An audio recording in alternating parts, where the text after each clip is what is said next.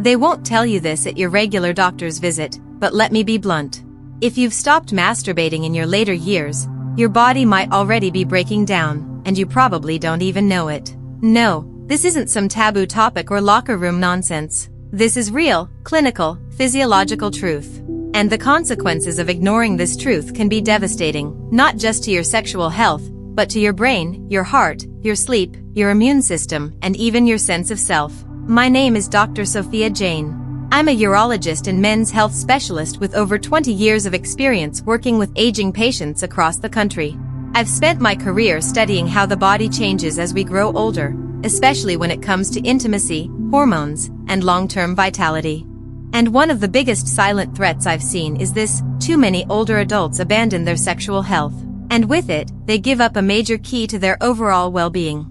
Here's what may surprise you. Masturbation isn't just a leftover impulse from your younger years.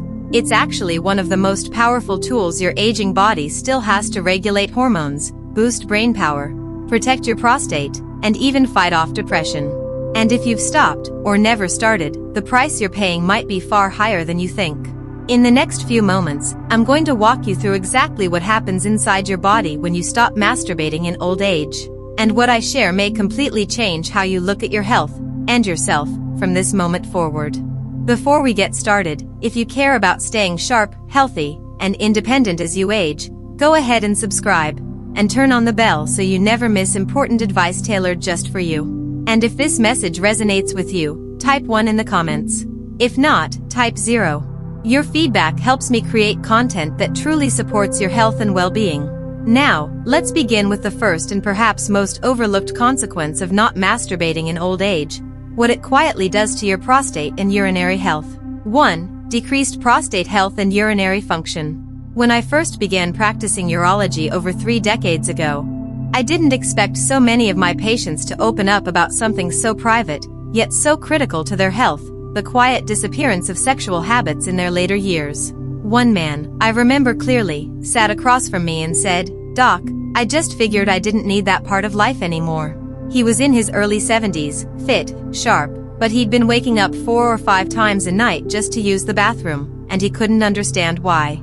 What he didn't know, and what most men don't realize, is that regular ejaculation, even through masturbation, plays a crucial role in keeping the prostate functioning properly. The prostate is not just some passive gland sitting in the body. It's a living, dynamic organ. It produces fluid. It expands and contracts. And like any system, it suffers when neglected. Without regular stimulation and release, prostate fluid can stagnate. That stagnation creates the perfect environment for inflammation, swelling, and eventually the kind of pressure that disrupts everything from urination to sexual performance. You might feel it as a heavier bladder, weaker stream, or an uncomfortable sense of fullness that won't go away. These aren't just annoyances. They are early warnings. If any of this is hitting close to home, pause and type "still here," Doc, in the comments. It helps us know you're engaged, and it helps this message reach more people who truly need it. And here's the dangerous part. Chronic prostate congestion can quietly escalate into more serious conditions like benign prostatic hyperplasia, or BPH, which affects nearly 50% of men over 60. Left unchecked, it can lead to urinary retention, bladder infections, and even the need for catheterization. That same man I mentioned, he eventually needed surgery to relieve the pressure. Something that, had we addressed earlier through simple, consistent habits, might have been avoided. Regular ejaculation helps flush out the prostate, clear out old fluid, and reduce the risk of buildup. In fact, studies have shown that men who ejaculate 21 times or more a month are significantly less likely to develop prostate cancer than those who don't. And let me be very clear, we are not talking about a return to youth or some kind of obsessive behavior. This is not about fantasy. This is about function. Using your biology to protect your body in the simplest, most natural way possible. When you stop masturbating in old age, you're not just ignoring pleasure. You're risking pain, inflammation, and a gradual loss of control over one of the most basic human functions, urination. I've had patients who've become afraid to leave their homes because they don't trust their bladder. I've seen strong, proud men reduced to sleepless nights and daytime anxiety over a condition that might have been managed, or prevented, with something as simple as regular self-stimulation. And yes, there's a mental toll as well. Losing control of your body in this way, needing to map out bathroom breaks, dreading long car rides, waking every 2 hours at night, it eats at your sense of independence. It's not just about your prostate, it's about your freedom. But here's where it gets even more surprising. Because what starts in the prostate doesn't stay there. The next consequence affects not just your body, but your brain. And once it begins, it can alter the way you think, feel, and remember, sometimes in ways that are difficult to reverse. Let's talk about what happens to your mental clarity and cognition when self-stimulation disappears from your routine. If you've ever walked into a room and forgotten why, if you've felt your sharpness slipping lately, keep watching. What I'm about to share next could be a major missing piece in your mental health puzzle. 2. Cognitive fog and reduced mental clarity. Not long ago, a patient in his late 60s came to see me. He wasn't complaining about his prostate or his energy levels. He just said something that struck me, "Doc, I don't feel like myself anymore. I walk into a room and forget why I'm there. I lose my train of thought mid-sentence. I used to be so sharp. Is this just old age?" It's a question I hear more often than you'd think. And yes, aging naturally brings some cognitive changes. But what most people, even highly educated, health-conscious adults, don't know is that sexual activity, including masturbation, plays a powerful role in protecting brain function. Here's what happens. When you engage in self-pleasure, your brain releases a cocktail of neurochemicals, dopamine, serotonin, oxytocin, all of which are directly linked to memory, focus, and emotional regulation. These chemicals aren't just about feeling good in the moment. They help build and protect neural connections. They stimulate blood flow to the brain. They reduce cortisol, the stress hormone that in high amounts actually damages brain cells. Now, when you stop masturbating, especially over a long period, those natural brain protective chemical surges become less frequent. Over time, this can dull your mental edge. You may find it harder to concentrate, harder to process information, or even harder to feel motivated. It doesn't happen overnight. It sneaks in slowly. First, you forget names. Then, you forget what day it is. Then, you start to doubt your mind entirely. And in that doubt, something worse can take root: fear. I've seen patients spiral into anxiety and depression simply because they believed they were slipping, when in reality, their brain was starved of stimulation and chemical balance. In men, there's an added hormonal shift. Testosterone, the hormone deeply tied to memory, decisiveness, and vitality, can decline faster when sexual activity drops to near zero. Testosterone isn't just about libido. It's about your sense of self, your strength, your clarity. And yes, frequent, healthy ejaculation can help regulate and preserve testosterone levels as you age. Some studies have even begun linking reduced sexual activity in older adults to early signs of cognitive decline, even dementia. Now, I'm not saying stopping masturbation causes Alzheimer's. But I am saying this: when the brain is deprived of stimulation, emotional release, and hormonal support, it becomes more vulnerable. It loses its rhythm, its resilience. And for many people, the fog becomes thick enough to change the way they live, how they interact, how they think, how they see themselves. One man told me he stopped going to his chess club because he couldn't focus on the game anymore. Another, a retired teacher, said he felt blank every morning. These weren't memory problems that required medication. They were symptoms of a life disconnected from physical intimacy, even with oneself. If you're still here and this is speaking to you, type "I'm with you" in the comments. Your engagement keeps this message alive, and might just help another person realize they're not alone. And here's the tragic part: these are avoidable. You don't need expensive pills or therapies. Sometimes it starts by reconnecting with your body, giving it the attention it quietly craves. Because when you stimulate the body, you awaken the brain. But this loss of mental sharpness is just one part of the equation. What happens next, when emotional balance begins to erode and your mood starts slipping without warning, can be even more subtle, more damaging, and much harder to talk about. Let's explore how giving up self-intimacy can silently invite depression into your daily life. 3. Heightened depression and emotional numbness. I once had a patient in his early 70s, a widower, retired, relatively healthy, who came to me not for a physical ailment, but for something he couldn't quite explain. He looked me in the eye and said, "I don't feel anything anymore. Not sadness, not joy, just flat." He paused, then added, "Is that normal for someone my age?" That question still echoes in my mind, because I hear variations of it all the time. What many people assume is simply part of aging, the dullness, the disconnection, the slow fading of emotion, often has a deeper, more physiological cause, and one that no one likes to talk about: the loss of sexual stimulation, particularly self-pleasure. Here's the truth. When you stop engaging with your own body in an intimate, physical way, your emotional landscape can begin to shift in quiet but profound ways. Masturbation is not just a physical act, it's also an emotional release. It's your body's built-in stress relief system. During climax, the brain releases powerful chemicals like oxytocin and endorphins, natural mood stabilizers that combat anxiety, tension, and low mood. When you remove that release from your life, especially during a time when stress, loneliness, or grief are already present, you risk becoming emotionally numb. And that numbness can evolve into something more dangerous: is depression. I've seen it unfold slowly. Someone stops masturbating after losing a partner or because they think it's no longer age appropriate. Weeks turn into months. They become quieter, more withdrawn. They lose interest in hobbies, even in conversation. They sleep more, or not enough. Appetite changes. Life starts to feel gray. And the cruel irony? Most don't realize the connection. They blame themselves, or they think it's just the way life is now. But in reality, what they're missing is the simple but essential act of connecting with their own body. Not for pleasure's sake alone, but for emotional survival. Depression in older adults is often underdiagnosed, because it doesn't always show up as sadness.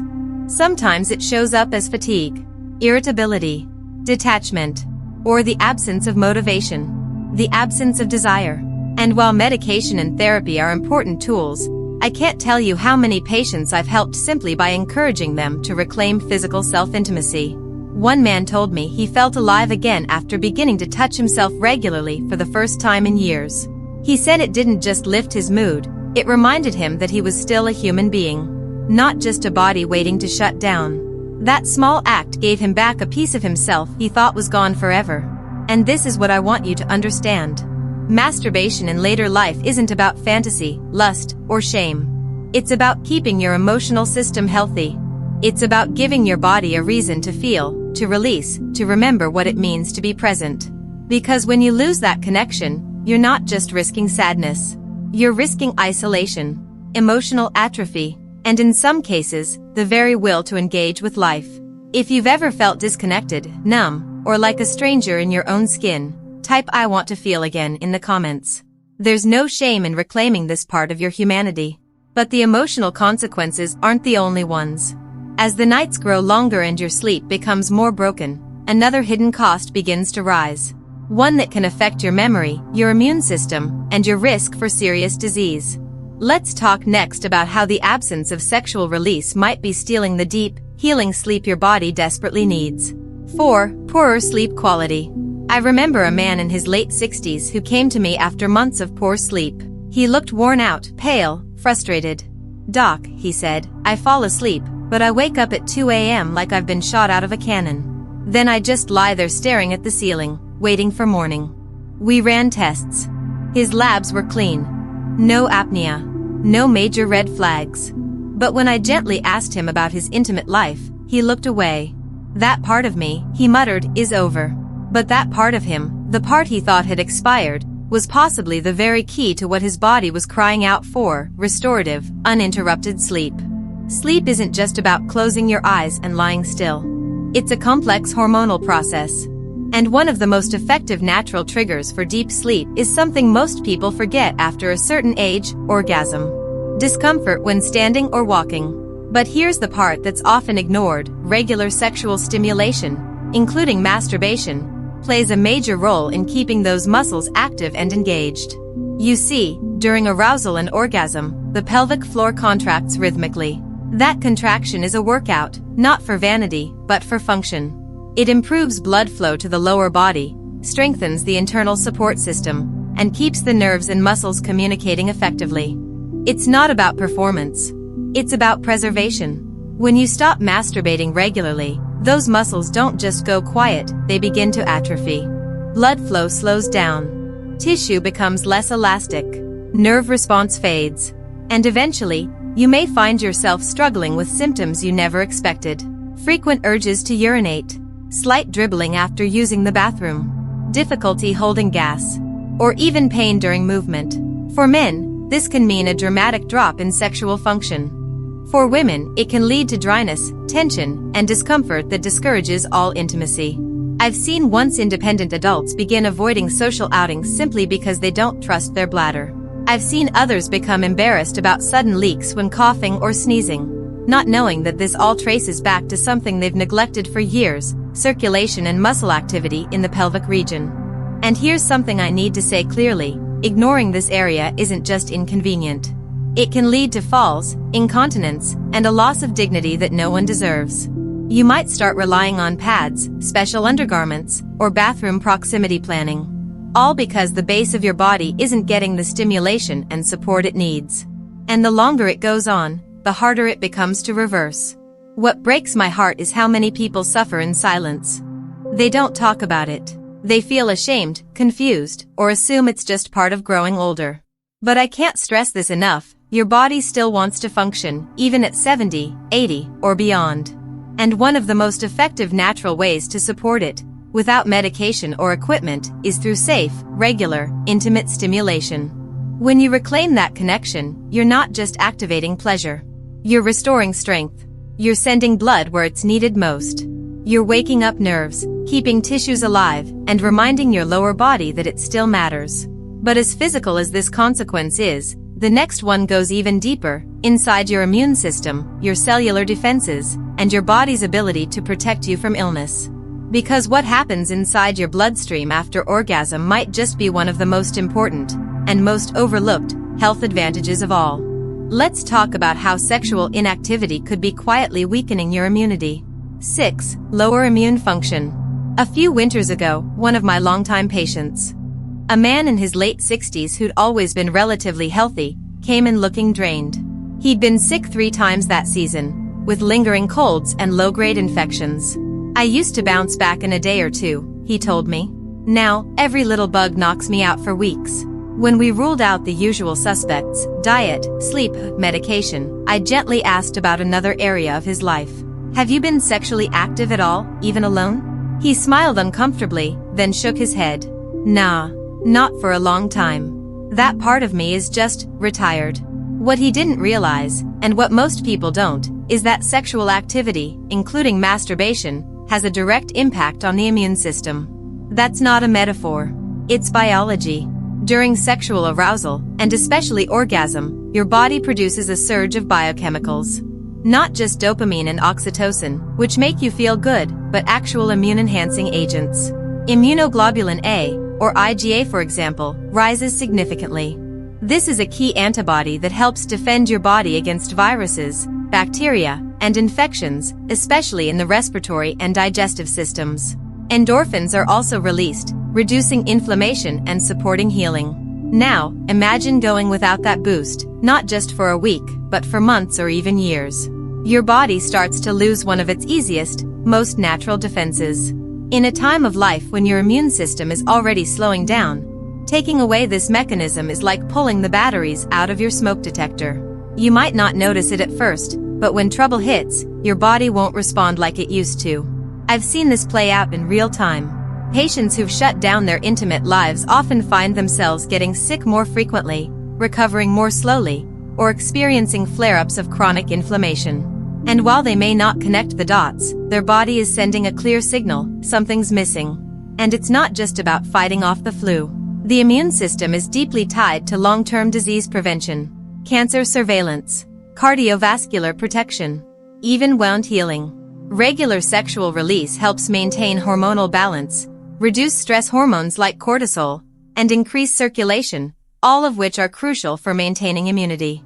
By the way, if this part of the video is making you think, go ahead and give this video a like. It helps us reach more people who need to hear this message, and tells YouTube to keep spreading science-backed wisdom for seniors. When that disappears, the domino effect begins. Stress increases. Sleep suffers. Inflammation rises. And your body becomes a slower, weaker version of what it once was. One woman in her 70s, after losing her husband, told me she hadn't touched herself in nearly 5 years. When we talked honestly about the connection between sexual activity and immune strength, she decided to try reconnecting with that part of herself again, not for desire, but for wellness. Months later, she returned with brighter eyes and more energy. "I can't explain it," she said, "but I just feel more alive, like my body is working with me again, not against me." That's not magic. That's what happens when the body gets the signals it needs. Signals that say, we're still here. We still want to thrive. It's easy to overlook, dismiss, or feel awkward about. But your immune system doesn't care about shame. It only responds to action. And sexual stimulation, even solo, is a powerful action. One that sends a message of life and strength through every cell in your body. But while lowered immunity may expose your body to disease, the final consequence of neglecting self-intimacy might cut even deeper into your very sense of identity. Because when you stop touching your body, you may slowly stop recognizing who you are. Let's explore how self-neglect can quietly erode your self-worth and what you can do to reclaim it. 7. Loss of body ownership and self-worth. I'll never forget a quiet conversation I had with a patient in his late 70s. He was a retired school principal, once confident, quick-witted, the kind of man who used to command a room. But when he came in for a routine checkup, something in his posture had changed. Shoulders slightly hunched, eyes a little dimmer. As we talked, he sighed and said, "I don't really feel like I live in this body anymore. I feel like I'm just inhabiting it." That sentence stayed with me because what he described isn't uncommon. I've heard it from both men and women in different words, but always with the same underlying truth. Somewhere along the way, they stopped feeling at home in their own skin. And too often, it starts with silence. With giving up self-intimacy. Brushing it off as no longer necessary. Too late in life. Something I've outgrown. But here's what really happens when you stop touching your body, when you stop paying attention to it in that deeply personal way. You begin to disconnect from it. Slowly. Quietly. Sometimes permanently. Self-touch isn't just about pleasure. It's about presence. When you stimulate your body, even gently, with no goal other than to feel, you remind your nervous system that you are still here, that you matter, that your body is still part of your identity, not just a vessel you're waiting to leave behind. Without that, something changes. A kind of emotional and psychological distance forms. It becomes easier to ignore small aches. Easier to stop looking in the mirror. Easier to believe that this chapter of life isn't worth nurturing.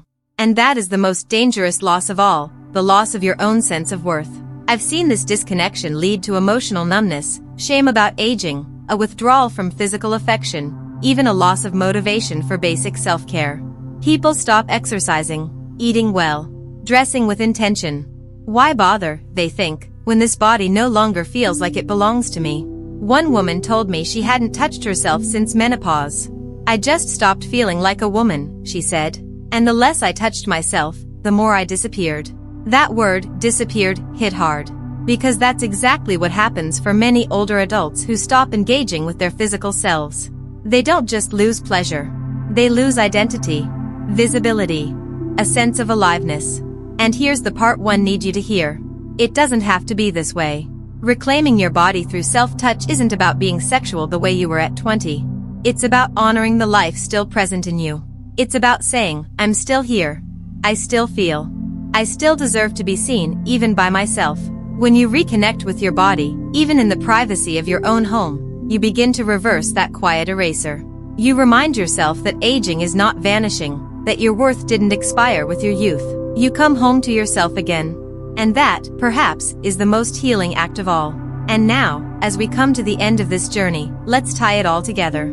Because while each of these 7 consequences is serious on its own, when combined, they tell a much larger and much more urgent story. In this final message, I want to show you exactly what's at stake, and more importantly, how you can take back control starting today.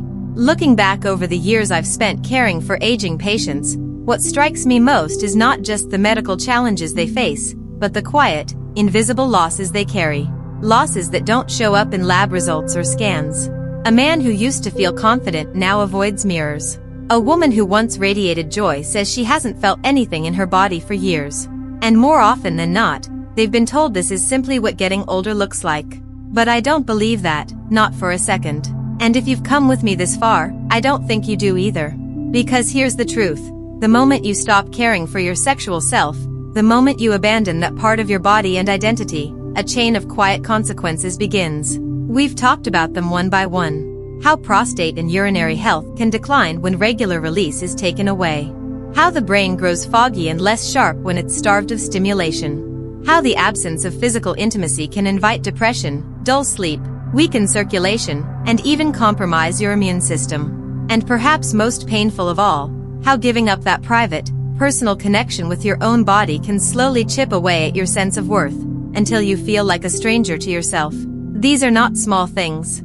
These are not just a part of aging. These are warning signs, signs that your body, your mind, and your spirit are asking for your attention. I've sat across from patients who felt broken, disconnected, numb. And I've seen the transformation in their eyes when they begin to reclaim this part of their life. It doesn't require anyone else. It doesn't demand youth or perfect health. It only requires permission. Your permission to see yourself as worthy of intimacy, even now, especially now. I know this is a subject many people shy away from. Some are embarrassed. Others were never taught that it was okay to care for their sexual health beyond a certain age. But I want you to hear this, from a doctor who has walked this path with thousands of men and women. It is not only okay, it is essential. Masturbation in later life isn't about indulgence. It's about circulation, clarity, hormonal balance, emotional grounding, immune defense, and identity. It's not a luxury. It's a form of care, a declaration that you are still alive in this body, and still responsible for its well-being. One patient once told me, "I didn't realize how much I missed feeling like myself, until I finally touched that part of me again." That's what this is about. Not just staying alive, but feeling alive. Not just surviving the years, but inhabiting them with presence, dignity, and joy. So if you've forgotten this part of you, or buried it, or judged it, I invite you now to reconsider, to reconnect, to remember, your body is still listening, still capable, still deserving. Start small, with curiosity, with kindness. But most importantly, start. Because in choosing to care for this part of yourself again, you're not only protecting your health, you're reclaiming your life. If this message resonated with you, don't keep it to yourself. Like this video. Share it with someone who might need to hear it. And leave a comment below to let me know your thoughts. Whether you agree, disagree, or have questions, your voice matters. And your story might help someone else feel seen.